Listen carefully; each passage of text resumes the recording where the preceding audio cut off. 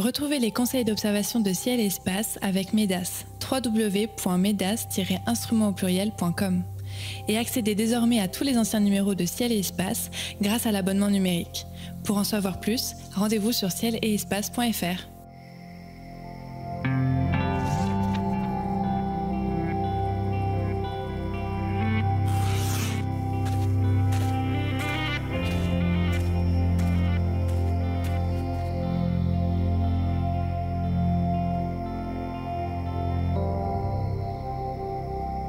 Bonjour à tous et merci d'être à l'écoute des éphémérides radio de Ciel et Espace. Comme chaque mois, conseils d'observation, coup de cœur, conseils photo et récits astro seront au programme de cette émission. Elle démarre avec la liste des phénomènes célestes observables en ce mois de septembre 2024.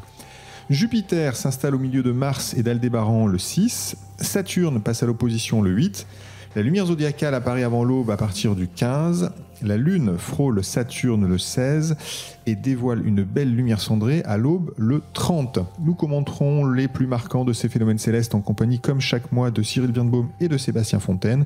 Cyril nous dévoilera sa chronique photo en deuxième partie d'émission et Sébastien nous racontera sa petite histoire d'astronomie dans quelques secondes. Messieurs, bonjour. Bonjour. Bonjour. Alors Sébastien, je le disais, comme chaque mois, c'est vous qui démarrez cette émission en nous racontant une anecdote liée à l'histoire de l'astronomie. Je me tourne donc vers vous. Quel est le sujet de votre chronique ce mois-ci ? Alors on va parler du 250e anniversaire de la mort de Charles-Marie de la Condamine. Vous savez, cet explorateur et savant français, célèbre pour son expédition du côté de l'Équateur au Pérou entre 1735 et 1743. On avait déjà parlé de ce garçon. J'avais rappelé à l'époque, il avait commencé une carrière de militaire où très vite il avait abandonné finalement le képi, si j'ose dire, pour embrasser une carrière scientifique et devenir chimiste. Il voyage dans ses premières années de chimiste du côté d'Alger, Alexandrie, en Terre Sainte, à Istanbul. C'est là vraiment où il va se forger vraiment le goût pour l'aventure, mais l'aventure avec le grand A, avec le côté s'aventurier qu'on connaît bien encore à l'époque. Et c'est en 1735 qu'il est chargé par l'Académie des sciences de Paris de conduire une expédition au Pérou afin de mesurer la longueur d'un arc de méridien. Un an plus tard, en 1736, Maupertuis va proposer le même travail, mais tout là-haut du côté de la Laponie. C'est presque du côté de chez Cyril, ça. Je vous rappelle qu'à l'époque, voilà, ces missions sont motivées par le débat engendré par la forme de la Terre. Donc en gros il y a deux écoles qui s'affrontent depuis déjà quelques décennies. Donc l'école de Newton où on considère que la Terre est enflée à l'équateur et aplatie au pôle, et à contrario l'école cartésienne de Descartes dont on va parler après, où là on a plutôt l'idée d'une Terre enflée au pôle et aplatie à l'équateur. En gros vous avez les deux théories qui s'affrontent entre la vision de la mandarine et du citron, quoi. Donc les Français contre les Anglais comme toujours. Donc quelques rappels concernant la façon dont Descartes explique les mouvements dans le ciel. On parle du mécanisme du tourbillon chez Descartes, qui s'oppose vraiment à l'idée du vide. Et là, on a les mouvements des planètes qui seraient dus à des tourbillons d'éther qui remplissent vraiment l'espace et qui emportent les astres finalement et qui maintiennent leurs différents mouvements, par exemple les planètes autour du Soleil. Alors cette façon de concevoir les choses, bien sûr, ne s'accorde pas avec la vision de Newton, dont les Principia ont été édités en 1687 et qui ont du mal finalement à être bien perçus en France, notamment parce qu'il y a l'héritage de Descartes.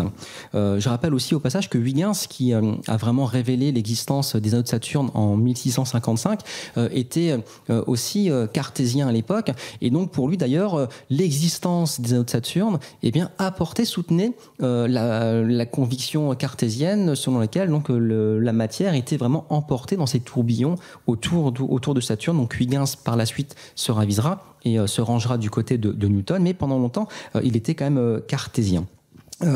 Donc grâce notamment aux mesures d'arc de méridien de nos amis Condamine et Maupertuis, on va vraiment apporter du crédit aux idées de Newton. Mais il faudra quand même pas mal de temps pour que certains scientifiques abandonnent complètement les vues finalement de Descartes, même si aujourd'hui encore Descartes reste un grand savant, un philosophe bien évidemment, mais à l'époque voilà, il y avait toute cette querelle qui a duré plus d'un siècle finalement entre sa vision et celle de Newton. Très bien, donc une pensée pour la Condamine et ces aventuriers qui ont mesuré finalement la forme de la Terre à travers ces grandes expéditions à l'équateur et vers le Grand Nord. On passe au phénomène de ce mois de septembre avec, pour commencer, Cyril, le 6, Jupiter s'installe entre Mars et Aldébaran. Alors c'est une ligne droite factice, bien sûr, puisque les trois astres sont à des distances de nous qui sont totalement différentes. D'ailleurs, c'est peut-être l'occasion de le rappeler. Alors qu'est-ce qu'on va observer et puis à quelle distance réelle sont ces trois astres en fait ? Donc effectivement ils sont très éloignés angulairement les uns des autres là, puisque en fait il y a 22 degrés entre Mars et Aldébaran. Donc Aldébaran qui est dans la constellation la plus brillante de la constellation du Taureau là. Il faudra attendre 5h30, voilà, vers 5h30 du matin là, pour voir le tout là. Donc vous allez avoir à la fois Mars qui est bien sûr la planète la plus proche de nous là. En ce moment, elle est un peu plus à 1,5 fois d'unité astronomique, donc la distance Terre-Soleil. Jupiter, elle, est à 5 unités astronomiques, donc 5 fois la distance Terre-Soleil. Ça vous donne les distances. Et en éclat, alors ce qu'on peut peut-être ajouter aussi, c'est que Mars, elle est grosso modo, elle est un petit peu plus petite que la taille de la Terre. Mais Jupiter, c'est 12 fois la taille de la Terre. Donc elle est 5 fois plus loin, mais 12 fois plus d'un diamètre 12 fois plus important. Ce qui fait qu'en éclat, on va avoir une planète Jupiter qui est bien plus lumineuse qu'une planète comme Mars. À ce moment-là, en fait, donc sur ce début du mois de septembre, Jupiter, elle a une magnitude de -2, donc c'est un phare dans le ciel, alors que Mars, elle est à la même magnitude quasiment que l'étoile du Taureau. C'est une magnitude un petit peu moins de 1, mais en gros c'est 1. Donc ça veut dire que c'est vraiment très bien. Enfin, c'est donc 2,5, 5 fois moins lumineux que plus que ça même d'ailleurs, 5 fois 2,5, donc 12 fois moins lumineux que Jupiter. Voilà. Donc ça vaut le coup d'observer ça tranquillement, c'est-à-dire que de voir les deux points. Alors c'est pas dans le même champ des jumelles, vu qu'il y a tant de degrés. Ah oui, c'est à l'œil nu. C'est forcément à l'œil nu, et c'est avant de partir travailler, jeter un œil, quoi. Voilà. Très bien, donc vous verrez Jupiter entre Mars et Aldébaran. Le 6, on passe au 8. Sébastien, Saturne passe à l'opposition. Alors ça, c'est un peu plus marquant. Attardons-nous peut-être un peu sur ce que ça signifie. D'abord le passage à l'opposition, et puis qu'est-ce qu'on va voir de Saturne et qu'est-ce qu'on voit en ce moment dans une petite lunette astronomique ? Oui. Donc l'opposition pour Saturne, ça arrive à peu près tous les ans. C'est quand la planète se trouve à l'opposé du Soleil par rapport à nous qui sommes sur Terre. C'est un peu une configuration de pleine lune, ce qui veut dire deux choses pour l'observateur. Un, la distance Terre-Saturne est quasiment la plus courte possible. Donc ça favorise grandement l'observation de Saturne. Et deux, étant à l'opposé du Soleil, vous avez Saturne qui se lève quand le Soleil se couche et qui ira se coucher quand le Soleil se lèvera. Donc conclusion, comme une pleine lune, à l'opposition, Saturne là se voit toute la nuit, exclusivement la nuit, on ne peut pas la rater. Donc ça, c'est hyper propice. La suite de votre question, c'était qu'est-ce qu'on peut observer de Saturne, Donc à l'œil nu, donc Saturne est visible comme un point très lumineux. Avec une paire de jumelles, on voit rien du tout. On peut commencer à mettre en évidence Titan quand même, sa principale lune. Et avec une lunette d'initiation, à partir d'un grossissement de 50, on commence à percevoir les anneaux. Vous savez qu'on se rapproche de cette période fabuleuse au mois de mars 2025 où les anneaux ne seront quasiment plus visibles parce que présentés par leur tranche. Ça se passe, rappelez-vous, quand c'est l'équinoxe sur notre bonne vieille Saturne. Et donc là, vous avez des anneaux assez serrés. Et c'est intéressant de commencer à regarder dès maintenant, jusque dans les mois qui vont nous conduire à l'observation par la tranche, là, parce que les anneaux vont n'avoir de cesse que de se raréfier, de s'amincir finalement. Et ça, c'est quelque chose que l'on commence déjà à bien apprécier actuellement. Et il faut rappeler que ce sont des objets extrêmement minces, les anneaux de Saturne. Oui, alors c'est étonnant parce qu'en fait, la distance... alors Saturne, on peut se rappeler un peu, donc fait partie des planètes géantes. Donc tout à l'heure, Cyril nous parlait de Jupiter. Saturne, en termes de volume, vous mettez quasiment 900 terres à l'intérieur. Donc c'est quand même un sacré machin.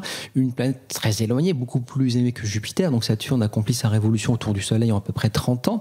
Et vous le disiez, les anneaux sont très fins, parce que donc les anneaux font à peu près 400 000 km de diamètre. C'est quasiment la distance Terre-Lune quand même. Mais la finesse des anneaux, c'est à peu près 10 mètres. extraordinaire.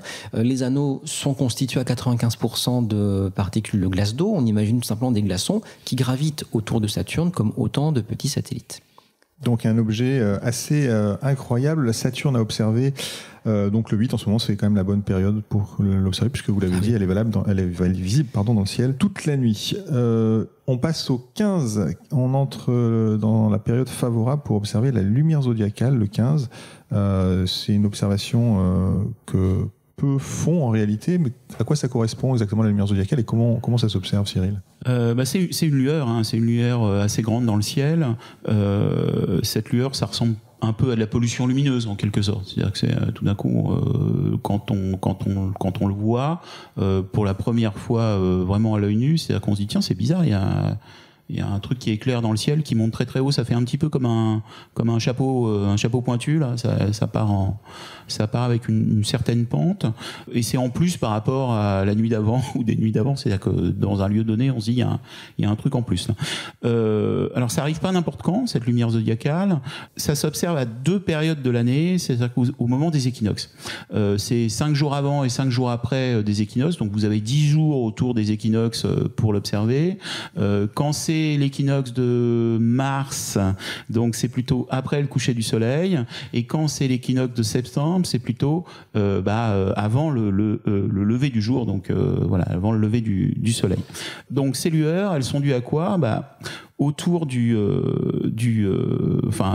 planètes, c'est-à-dire qu'il y a une sorte de nuage de poussière, et l'angle, en fait, au moment des équinoxes, fait qu'il est quasi perpendiculaire à l'horizon sous nos latitudes. Alors, c'est pas complètement perpendiculaire, mais on va dire quasi perpendiculaire.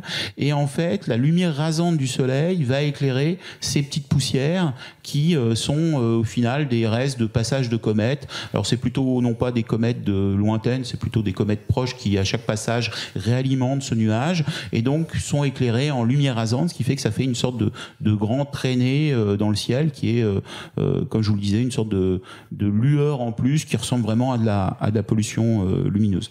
Ce qu'il faut savoir aussi, c'est que pour ce 15 septembre, comme on est en phase de dernier quartier, c'est vraiment le bon moment, c'est-à-dire que après le 15 septembre, donc on va avoir trop de lune. En réalité, on n'arrivera plus à la voir parce qu'en fait, la lune sera là quasiment toute la nuit. Donc, c'est vraiment le seul jour de cette semaine-là pour l'observer autour du 15 septembre. Donc, il faudra se lever plutôt.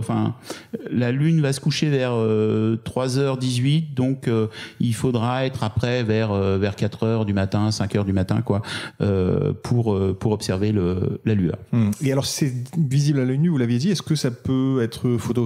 C'est plus facile en photo en réalité. C'est-à-dire que souvent, moi ça m'est arrivé de pas le voir à l'œil, de pas savoir qu'il y avait d'ailleurs tout simplement, et de me rendre compte après coup en me disant ah oui tiens il y a cette lueur. Et alors ce qui est intéressant, c'est que pour être sûr que c'est pas une lueur qui serait liée à une pollution lumineuse en plus qui serait à un autre endroit, une usine qui éclaire ou un port de plaisance ou je ne sais quoi. C'est-à-dire qu'en fait le halo il est quand même sur le plan des constellations du zodiaque, d'où le nom c'est-à-dire qu'il passe par les 13 constellations du zodiaque, d'où le nom zodiacal, lumière zodiacale, c'est ça. C'est-à-dire que vous êtes sur le plan de l'écliptique du zodiaque, donc si vous avez effectivement cette lueur en plus à l'endroit où passent les planètes habituellement, il y a toutes les chances quand même que ce soit non pas un lampadaire qui éclaire un peu plus, mais bien un phénomène astronomique. Réel. Très bien, on passe au 16. Alors le 16, la Lune frôle Saturne. Le mois dernier, notre satellite était carrément passé devant la planète aux anneaux. Cette fois, comment on observe le phénomène, Sébastien ? Alors on part à Nouméa.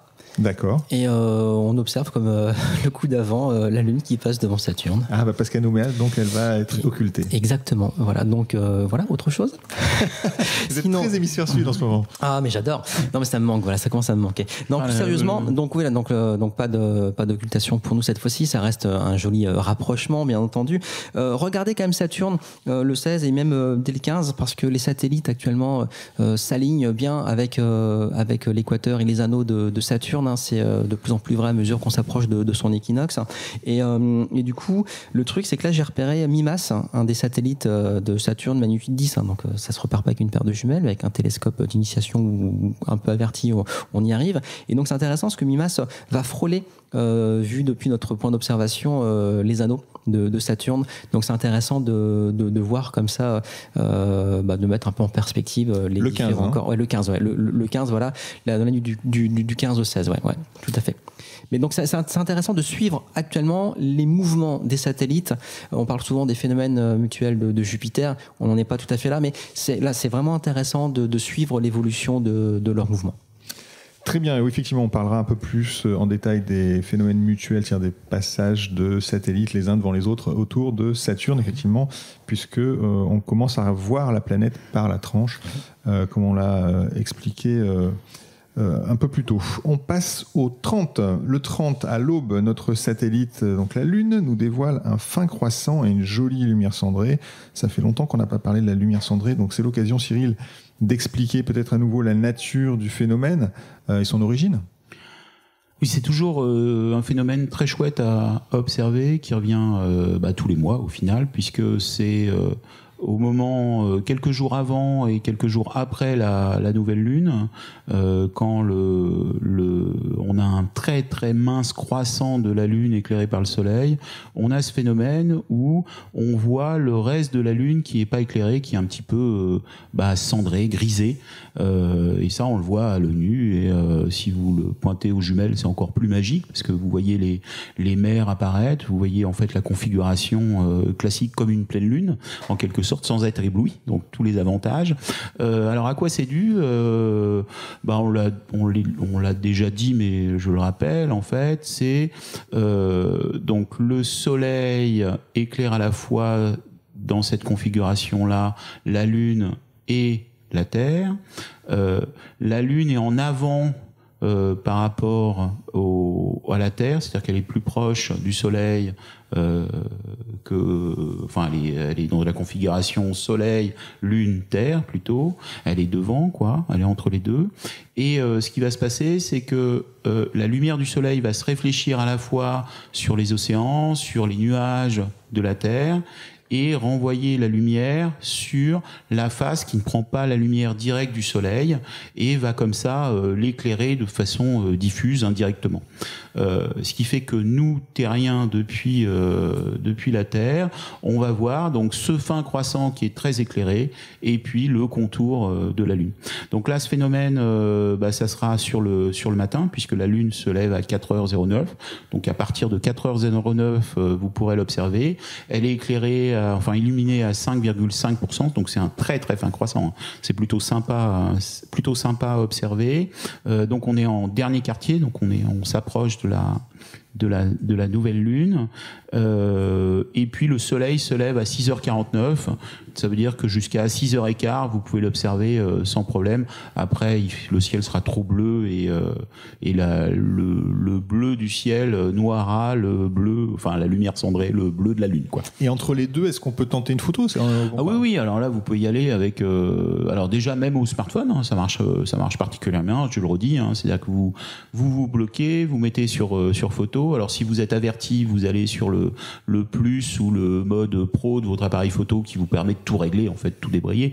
Mais sinon, simplement en faisant la mise au point du doigt sur l'écran, vous pointez la Lune, vous débrouillez pour avoir quand même un premier plan devant, c'est quand même plus sympa. Et puis après, il va falloir quand même sous-exposer, parce que ce qui est joli en fait dans ce genre d'image, c'est quand on a le premier plan en ombre chinoise. C'est-à-dire que vous avez une ombre chinoise, vous pouvez même mettre des gens qui sont avec vous, ou ce que vous voulez, et ombre chinoise, et puis ça va vous permettre en fait, comme l'image va être sous-exposée, d'avoir les lueurs qui vont être un peu plus péchues et avoir de meilleurs contrastes entre cette lumière cendrée et puis le fond du ciel qui est coloré.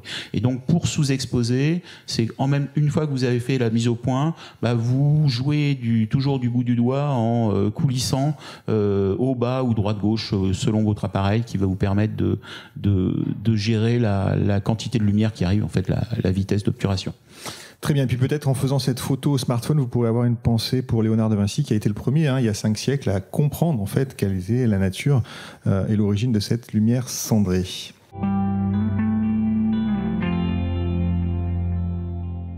Cyril, vous gardez la parole car c'est désormais l'heure de votre chronique photo. Chaque mois, vous nous invitez à réaliser une photo du ciel en nous faisant profiter de vos conseils.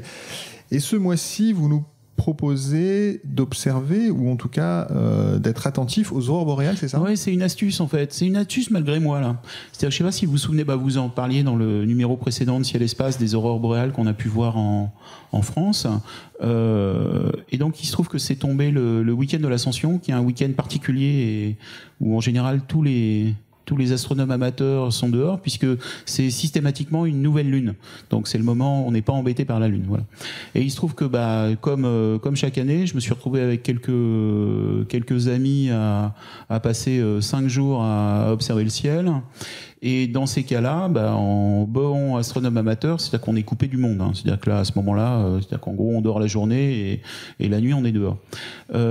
Donc nous, on a été un groupe de 4 à pas être au courant du tout qu'il y avait potentiellement une aurore boréale qui allait arriver le 10 au soir, donc le vendredi soir, le 10 mai. Il se trouve que, allant régulièrement en Suède, j'ai une application et c'est ça l'astuce. Cette application, c'est une application qui s'appelle Aurora.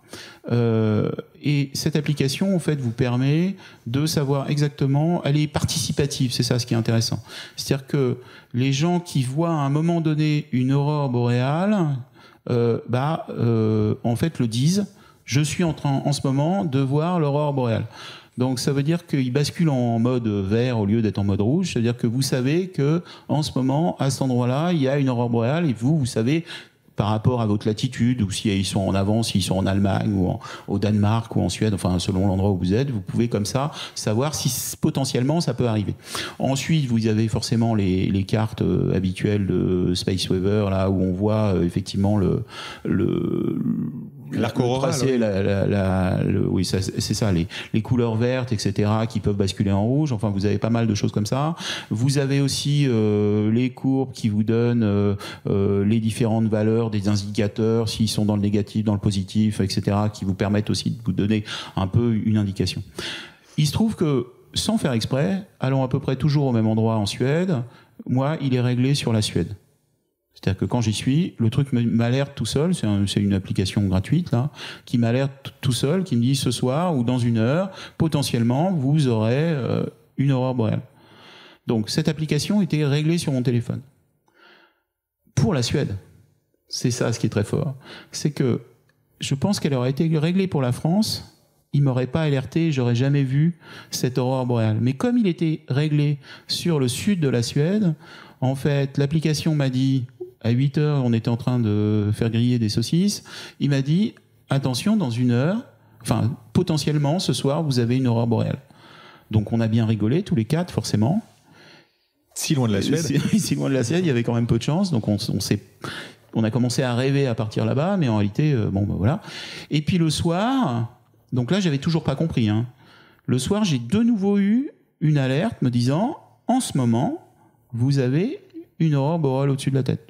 Bon, je me suis dit, c'est vraiment dommage que je sois pas en Suède. C'est quand même trop bête. Et puis, c'est resté comme ça. Et en fait, première photo qui était d'une galaxie qui est dans la Grande Ourse, qui est M101, là, parce que donc, quand on est en phase d'astro, on est un peu bloqué, un peu monomaniaque, là. Et en fait, la première image que je fais, en fait, je vois donc c'est un tout petit champ, hein. En fait, je me dis, tiens, je me suis gouré sur la colorimétrie du boîtier photo. Tiens, c'est bizarre et tout. Et parce qu'en fait, il y avait une petite teinte un peu bizarre là. Et en fait, j'ai pris instantanément un deuxième appareil photo, j'ai pris une photo du ciel, et là, c'était tout vert, tout rouge, etc. Et donc, on a tout arrêté, on est sorti, on a pris les vélos, on allait se promener plus loin, etc. Donc, c'était magique. Donc, tout ça pour dire qu'en fait, l'application, si vous la réglez, disons, à un endroit correct, alors, pour moi, sur le sud de la Suède, mais ça peut être le Danemark ou le nord de l'Angleterre, à ce moment-là, en fait, quand elle vous alerte, ça veut dire que eux ont l'aurore boréale au-dessus de la tête et que vous pouvez la voir sur l'horizon. Alors que avant que vous ayez l'aurore boréale au-dessus de la tête en France, il y a quand même peu de chance. Donc ça vaut le coup de le régler à une latitude supérieure pour être alerté en avance. Voilà. Donc ça, c'est une belle astuce. C'est un détournement d'application. Oui, vous m'aviez dit, oui, c'est ça. Le mois dernier, vous m'avez dit que j'avais arrêté. Mais c'est quasiment un secret que vous nous avez livré, là, Cyril. Pour l'instant, je sais que ça a marché qu'une fois. Donc septembre, ça y est, c'est déjà réglé pour moi. Très bien, merci messieurs. Nous approchons de la fin de cette émission. C'est le moment de dévoiler votre coup de cœur. Cyril Sébastien, un astre, un livre, une exposition, une mission spatiale, un festival, un astronome. Sébastien, c'est à vous de parler. Alors je continue sur l'observation du ciel d'été comme le mois dernier. Et là on va s'intéresser à une étoile, à une double étoile double. Epsilon Lyrae. Et bien souvent, quand on est en train d'animer une soirée d'observation, on peut être intéressé, motivé par l'observation de Mizar et Alcor, cette fausse étoile double dans la casserole de la Grande Ourse, qu'on sépare bien à l'œil nu, puisque Mizar et Alcor sont séparés d'à peu près 10 minutes d'arc. Donc c'est quelque chose qui s'observe très facilement, même en ville. Pour Epsilon Lyrae, là c'est très différent. Il va falloir employer quand même des instruments d'observation pour dédoubler finalement les astres. Donc on peut se rendre compte dans une paire de jumelles que l'étoile Epsilon dans la Lyre, c'est pas un point mais 2 points. Et quand on grossit davantage, on va se rendre compte que chacun des 2 points précédents sont eux-mêmes 2 points. Donc ce qui fait déjà 4. Donc c'est assez intéressant, ça permet de montrer aux gens. Alors là, je donne le petit truc aux montreurs d'étoiles finalement. Donc ça permet de rappeler que la plupart des astres qu'on voit la nuit sont rarement seuls et uniques. La plupart des étoiles sont multiples et même entourées de planètes, c'est encore un autre sujet. Et donc avec Epsilon Lyrae, on peut rêver parce que il y a un des couples qui fait sa petite danse en 500 ans, le deuxième couple en à peu près 1000 ans, et les deux couples se tournent l'un autour de l'autre en à peu près 1 million d'années. Alors évidemment là, il faut observer pendant très longtemps pour mettre ça en exergue, mais ça nous rappelle aussi que tous ces astres sont en mouvement les uns avec les autres. Donc ça c'est vraiment quelque chose d'assez facile à mettre en œuvre. Alors, c'est quelque chose qu'on peut observer là durant tout l'été, durant tout l'automne aussi, et que vous allez voir sans grande difficulté jusqu'à la fin du mois d'octobre finalement. Donc la Lyre est une constellation très facile à retrouver dans le ciel. Très bien, donc on se tournera vers Epsilon Lyrae pendant ce mois de septembre. Cyril, quel est votre coup de cœur ? Alors souvenez-vous, il y a quelques mois, je vous parlais d'un site qui s'appelait Robert in Space, oui, où on pouvait trouver à la fois des expériences et des trucs sympas à faire. En fait, l'auteur m'a envoyé son bouquin qui vient de sortir, donc c'est sympa. Donc c'est Philippe Boeuf, donc le livre ça s'appelle La Lune, la comprendre et l'expliquer, aux éditions Ellipse. Et c'est typiquement le livre à avoir, que vous soyez un animateur d'astronomie, un passionné, un curieux, que vous ayez 77 ans ou 7 ans. C'est-à-dire que c'est typiquement le livre que l'adulte va lire sur l'épaule du gamin et inversement au final. C'est-à-dire que vous le laissez traîner obligatoirement, le gamin l'ouvre aussi. C'est-à-dire qu'il est pas dense, il y a énormément d'illustrations. Si je vous lis, là je l'ai sous les yeux, là, les titres de chapitres, c'est les phases, comment les reconnaître, la Lune change-t-elle selon notre latitude, la hauteur de la Lune en fonction des saisons, quelle est la couleur. Alors on parle de super lune à gogo, etc. Donc là, il vous parle de la super lune bleue, il vous parle d'un truc, alors là par contre il répond pas, il parle de de lune fraise, ça je connaissais pas, bon je suis un peu déçu, je vais lui écrire quand même parce que là il me manque une information, je l'avais jamais entendu. Et puis il y a un autre chapitre qui plairait beaucoup à Nicolas Froco qui fait une animation Astromytho à la Cité des Sciences et de l'Industrie là. Il y a un chapitre en fait sur la lune dans les symboles et emblèmes, et alors celui-là c'est magique parce que je l'avais jamais vu, j'étais super déçu. J'adore repérer dans les films les erreurs, tu vois, ou dans les bandes dessinées ou les pubs, les erreurs de sens de lune, enfin les trucs qui vont pas, les bugs, etc. J'adore en trouver, et celui-là je l'avais jamais vu. C'est-à-dire que je sais pas si vous souvent, alors je sais pas si c'est encore le cas, mais au moins quand j'étais gamin c'était le cas, sur les boulangeries vous avez une sorte de, sur le côté de la boulangerie en drapeau là, vous avez souvent une sorte de logo là, de picto qui vous montre un boulanger en train de sortir son pain. C'est une affiche complètement bleutée, où vous avez en fait un croissant de lune, et donc le message c'est de nous dire que le boulanger fait le matin, donc prépare son pain le matin matin pour qu'il soit bien cuit le lendemain. Sauf qu'ils ont mis la lune en premier quartier, donc elle est couchée à cette heure-là. Donc ça va pas du tout. Ils sont gourés de sens. Donc c'est plein de choses comme ça. C'est très vivant, c'est très décalé, c'est peu dense, ça c'est plutôt sympa. Et il y a énormément de petits croquis, de schémas, c'est hyper bien illustré. Ça se lit très rapidement. Il y a des chouettes photos, ça marche très très bien. J'ai appris, en plus je le savais pas, alors j'ose même pas le dire. J'avais pas réalisé pourquoi en fait la lune présentait tout le temps la même face à la Terre, c'est-à-dire que j'étais pas allé plus loin que de dire elles sont synchronisées, c'est tout, rotation, révolution, machin et tout, et en fait il explique pourquoi. Bon, je vous raconte pas tout, mais ça vaut vraiment le coup de l'avoir dans sa bibliothèque, c'est super simple et c'est vraiment pour tout le monde, c'est très chouette. Voilà, donc Philippe Boeuf, La Lune, aux éditions Ellipse. Très bien, merci beaucoup. Les éphémérides radio de Ciel et Espace s'achèvent pour ce mois-ci. Merci à Cyril Birnbaum et à Sébastien Fontaine. Merci à Nicolas Franco qui a réalisé cette émission. Elle était présentée comme chaque mois par David Fossé. Nous vous donnons rendez-vous au mois d'octobre. D'ici là, songez bien sûr à vous abonner ou vous réabonner à Ciel et Espace. À très bientôt à l'écoute de nos podcasts.